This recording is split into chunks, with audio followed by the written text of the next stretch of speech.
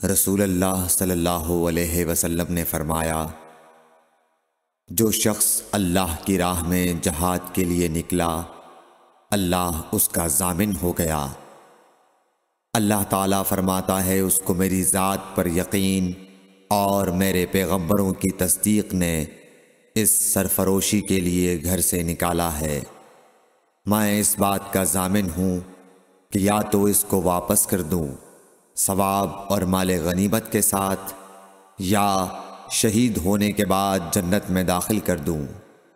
رسول اللہ صلی اللہ علیہ وسلم نے فرمایا، اور اگر میں اپنی امت پر اس کام کو دشوار نہ سمجھتا تو لشکر کا ساتھ نہ چھوڑتا، اور میری خواہش ہے کہ اللہ کی راہ میں مارا جاؤں، پھر زندہ کیا جاؤں، پھر مارا جاؤں، پھر زندہ کیا جاؤں، پھر مارا جاؤں۔